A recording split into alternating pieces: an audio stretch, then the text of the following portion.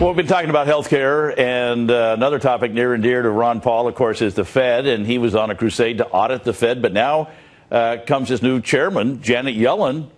So we continue now with former Congressman Ron Paul, and to take off your doctor hat and put on your congressman hat. You were pretty vocal about it, and your son is working. I know you don't speak for him, but he's working on basically what you were working on, audit the Fed. Why do you explain to the audience why that's such a big deal? Why do you want to audit them?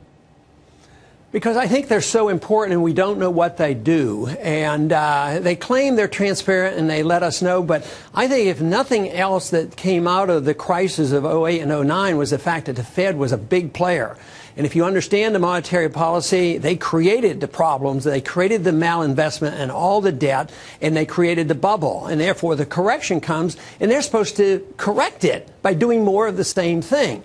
But there was a lot of things done in secret, and we did get some information out with this emphasis on a more transparency about some of the foreign transaction. Literally, there were estimates between $10 and $15 trillion that were used to, help a bank here, help a corporation here, help a government here.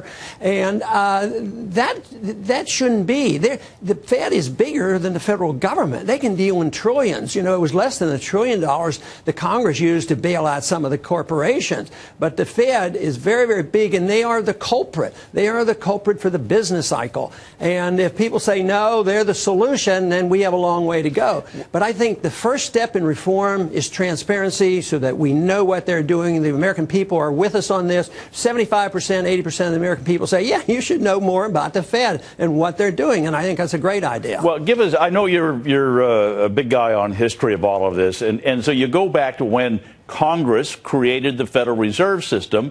And on paper, Congressman, you go, that seems smart. Get the monetary policy out of the political world. Don't let members of Congress, fool with the monetary policy. But was it a good idea? And would you want to bring monetary policy back to members of Congress to decide? No, you don't want Congress doing the same thing the Fed does because they would print money also. But they work in collusion. The congressmen, they spend the money, and they know darn well that the debt will be taken care of. That's why we knew there would not be a default on the debt. The Fed always takes care of it. So the big question is should anybody have the power to create money out of thin air? And the big problem with the creation of the Fed is they thought was a wonderful thing, the lender of last resort. So everybody can make mistakes and gamble away. Don't sweat it.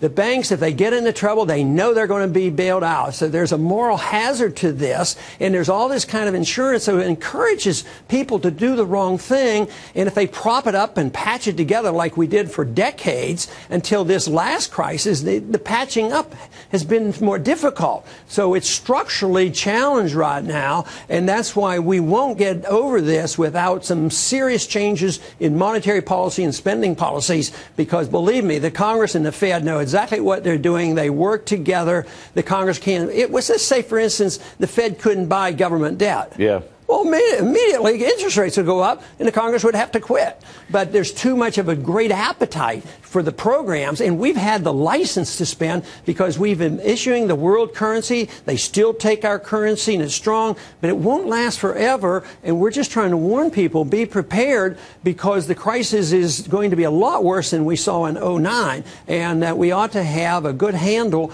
on the responsibility of the Fed and how they cause so much of our problems. I agree. I think your moral hazard point especially, and the bubble, that they're doing the same thing that created the bubble, they're doing the same thing again.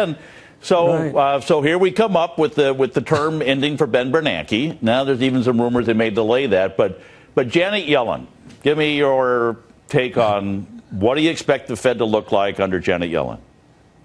Well, more of the same, but only worse, because she's very vocal that she supported all the QEs, and most people, in analyzing all that she has said and done, means that if anything, she would even do it faster. So if QE3, once they admit it isn't working, she's going to give us perpetual QE4, and she may devise some system that gets the money into the hands of the consumer more readily, rather than just giving it to the bank and letting the banks get bailed out.